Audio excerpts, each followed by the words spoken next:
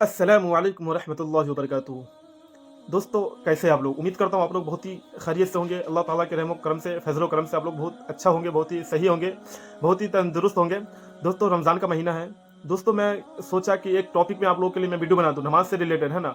कि मान के चलिए 2-3 ऐसा मसला, मतलब 2-3 ऐसी बातें, दिन की बातें, जो मेरी वीडियो से आप लोगों को कुछ सीखने को मिले, है ना? मैं इस वीडियो में मैं बताऊँगा, मात्र 1 से 2 चीज़ बताऊँगा।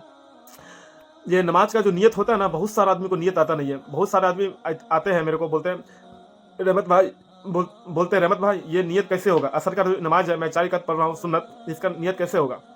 है ना? मैं फजर का पढ़ रहा हूँ, ईशा का मैं पढ़ रहा हूँ, फजर ईशा का मैं पढ़ रहा हूँ फर्ज नमाज, इसका नियत कैसे होगा? है ना? फजर का मैं 2 रकात नमाज पढ़ रहा हूँ, इसका नियत कैसे होगा?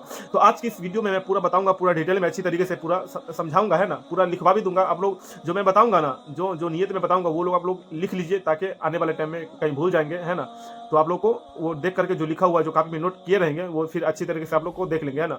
बहुत सारा आदमी तो होता है किताब में भी लिखा हुआ रहता है, लेकिन किताब में क्या, बहुत सारा आदमी को किताब भी पढ़ने नहीं आता है। तो कम से कम वीडियो के माध्यम से, किताब नहीं पढ़ने आता, लेकिन मोबाइल तो हर कोई चलाता है ना? मोबाइल तो हर कोई चलाता है, मोबाइल में सर्च कर सकते हैं ना? मेरा वीडियो आप लोग को देख करके सीख सकते हैं। दोस्तों, मैं ज़्यादा देर करते हुए नहीं, मैं वीडियो की तरफ चलता हूँ और मैं बताता हूँ अच्छी तरीके से।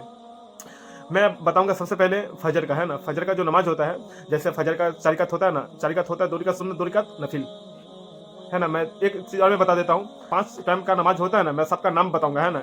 कौन सा नमाज में कितना रकात है, सब बताऊंगा। पहले ये बता देता हूँ, है ना? फजर के अंदर है आपको 4 रकात होगा। फजर के अंदर 4 रकात है, 2 रकात फर्ज, 2 रकात सुन्नत। पहले 2 रकात सुन्नत होगा पहले, फिर बाद में फर्ज होगा, याद रखना ये बात, है ना? फिर उसके बाद नमाज आता है जोहर का, है ना? जोहर के मतलब जोहर के नमाज में सबसे पहले आपको 4 रकात सुन्नत, 4 रकात सुन्नत आ जा 4 रकात सुन्नत आता है। 4 रकात सुन्नत है, वो मौक़िदा है। मौक़िदा और गैर मौक़िदा, मैं यहाँ पे एक बात बता देता हूँ। मौक़िदा का मतलब ये हुआ, गैर मौक़िदा का मतलब ये हुआ, मैं बताऊंगा क्या होता है। देखिए, मौक़िदा का मतलब ये हुआ, आप लोग सुन्नत के बारे में बता रहा हूँ। मौक़िदा का मतलब ये हुआ, आप लोग मान के चलिए जोहर का सुन्नत है और फजर का सुन्नत है ना? तो ये फजर का सुन्नत और जोहर का सुन्नत, ये दोनों मौक़िदा हो गया, है ना? और असर से पहले भी 4 रकात सुन्नत है, लेकिन इसको मौक़िदा नहीं बोलेंगे। मतलब मौक़िदा का मतलब ये हुआ, आप पढ़ेंगे, एक होता है गैर मौक़िदा, एक होता है मौक़िदा। तो मैं पहले बताया, फजर में और जोहर में मौक़िदा है, इसको पढ़ेंगे तो सवाब मिलेगा, और छोड़ दीजिएगा तो गुनाह भी होगा, है ना? और असर का और ईशा का, ये दोनों में भी 4 रकात है ना? 4 रकात पहले सुन्नत है, और फिर ईशा से पहले भी 4 रकात सुन्नत है, तो फिर 4 रकात फर्ज है, याद रखना ये बात।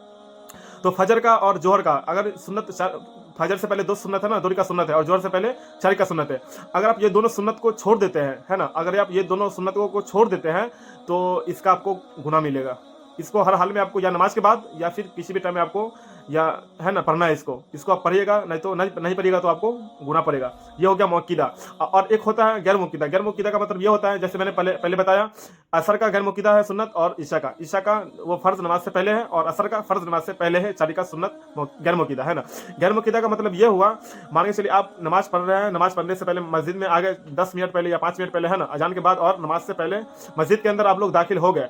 दाखिल होने के बाद आप लोगों के पास टाइम रहता है ना? टाइम रहता है, तो आप, मेरा यहाँ पे ये कहना है, आप लोग टाइम रहता है यहाँ पे, वहाँ पे दुरूद शरीफ पढ़िए आप, या इस्तिग़फ़ार पढ़िए, या आप 4 रकात सुन्नत को आप अदा कर ले। भले गैर मौक़िदा है तो क्या हुआ, लेकिन आपको सवाब तो मिलेगा ना इसका। हाँ, सवाब तो मिलेगा ना?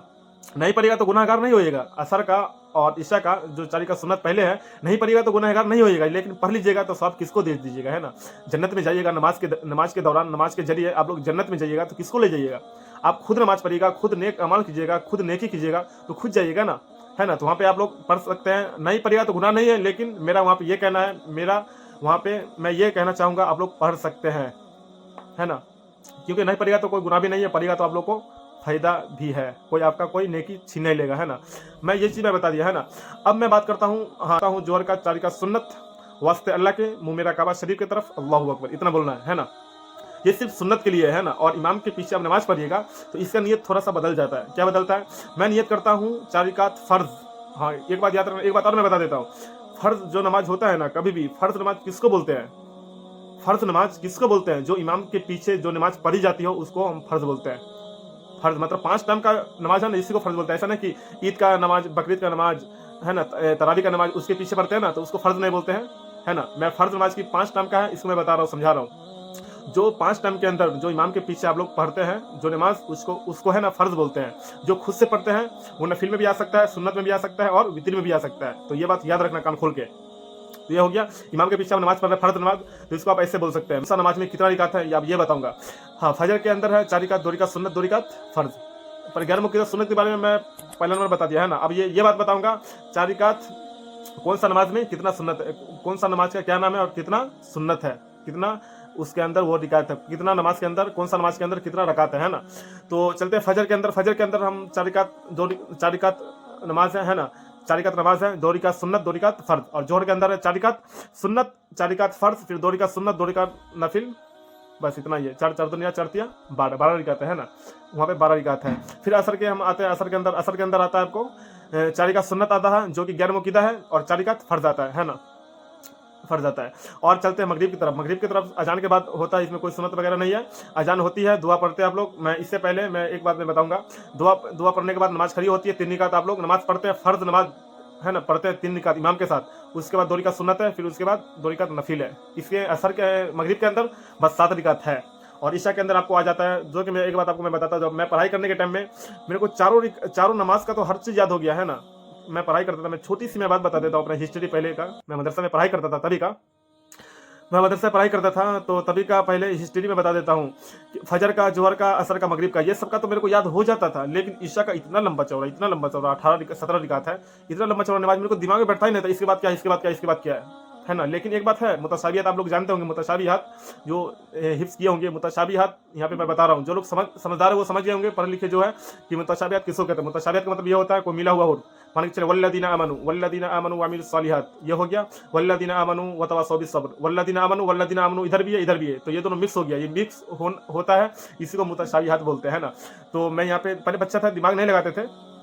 जोहर के अंदर गौर कीजिएगा, जोहर के अंदर भी 12 रिकात है और ईशा के अंदर 17 रिकात है, लेकिन यहाँ पे थोड़ा हट के क्या आ रहा है, जोहर का पहले 4 रिकात सुन्नत वो मुक़द्दा है, और असर ईशा का 4 रिकात सुन्नत पहले गैर मुक़द्दा है। लेकिन पहले भी 4 रिकात सुन्नत और दूसरी तरफ भी ईशा में 4 रिकात सुन्नत, ये दोनों मिल गया है ना। मैं मुतशाबिहात यहाँ पे लग रहा है जोहर में और ईशा में, इसलिए मैं बता रहा हूँ, थोड़ा सा मुतशाबिहात लग रहा है शुरू में, फिर लास्ट में वो थोड़ा वितरी के हवाले से अलग हो जाता है ना।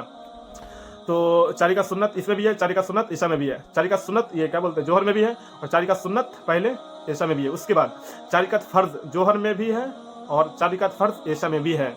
उसके बाद फिर 2 रिकात सुन्नत जो मुक़द्दा बोलते हैं, जो जोहर में भी है, और उसके बाद फिर ईशा के अंदर भी 2 रिकात सुन्नत मुक़द्दा जो ईशा में भी है। फिर उसके बाद नफिल जोहर में भी है, फिर उसके बाद ईशा में भी, फिर 2 रिकात सुन्नत के बाद नफिल है। फिर यहाँ पे मुतशाबिहात, यहाँ पे 12 रिकात पूरा मुतशाबिहात टच हो रहा है ना, दोनों का नमाज है वो मिल रहा है। लेकिन यहाँ पे आगे क्या आ जाता है, ईशा के अंदर 5 रिकात बढ़ जाता है। कैसे बढ़ता है, वो वितर आ जाता है, 3 रिकात वितर और फिर 2 रिकात लास्ट में नफिल, इसी की वजह से वो 4 रिकात बढ़ जाता है। लेकिन बच्चा में इतना दिमाग नहीं था, मेरे को दिमाग दौड़ा करके मैं याद कर सकूँ। मैं पढ़ाई करने के टाइम में है ना, ईशा के नमाज में मेरे को है ना बहुत ये तकलीफ हुआ था, मतलब याद करने में। बहुत बच्चे, बहुत दिन की, बहुत पहले की बात बता रहा हूँ मैं, है ना, वही बता रहा हूँ। मेरे को है ना बहुत टाइम लगा था ईशा का याद करने में। और दोस्तों मैं ये वीडियो आप लोगों को बताया कि नमाज से रिलेटेड और कौन सा नमाज में ये पढ़ना चाहिए, है ना। नमाज का पूरा नाम बता दिया, कौन सा नमाज के अंदर कितना रिकात है ये बता दिया। और आपको एक चीज़ बताना भूल गया हूँ, बताऊँगा अभी लास्ट में, वो है नमाज का नियत, है ना।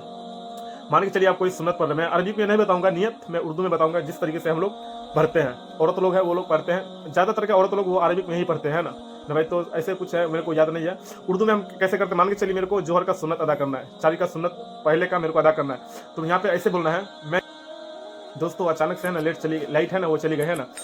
जो फर्ज नमाज है उसका मैं नियत बता देता हूँ, है ना। सुन्नत का नियत सिंपल है, नियत करता हूँ 4 का सुन्नत वास्ते अल्लाह की मुमेरा कबा शरीफ की तरफ अल्लाहु अकबर। मैं नियत करता हूँ जोहर की, मैं नियत करता हूँ नमाज का नाम बोलना है ना, और टाइम का जो जिस टाइम का नमाज पढ़े उसका नाम बोलना है। मैं नियत करता हूँ जोहर की 4 रिकात फर्ज पीछे इस इमाम के वास्ते अल्लाह की मुमेरा काबा शरीफ की तरफ अल्लाहु अकबर। ये फ़र्ज नमाज जितना है उसका, जितना नहीं 5 टाइम का है, जो फ़र्ज नमाज पढ़ते हैं वो ये अमल को कर सकते हैं। वो ये दुआ जो मैंने अभी बताया वो पढ़ सकते हैं, लेकिन जो नमाज पढ़ेंगे जिस टाइम का, वो नमाज का नाम है वो अलग होना चाहिए, है ना।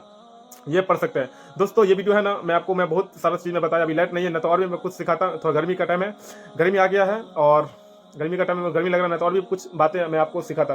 दोस्तों आज की इस वीडियो में मैं बहुत कुछ सिखाया आपको नमाज से रिलेटेड, और हो सके ज़्यादा से ज़्यादा इस वीडियो को शेयर करें, ताकि जो नमाज नहीं पढ़ते हैं, जिसको नमाज के बारे में कुछ मालूम ना हो, उसको अच्छी तरीके से नमाज का जो नियत है वो अच्छी तरीके से समझ जाए, सीख जाए, है ना। ताकि उसका कोई जो नमाज नहीं पढ़ते वो नमाज को सीख ले और सीख करके मस्जिद में जाए और नमाज पढ़े, है ना। दोस्तों आज के लिए इतना ही, तब तक के लिए खुदा हाफिज़।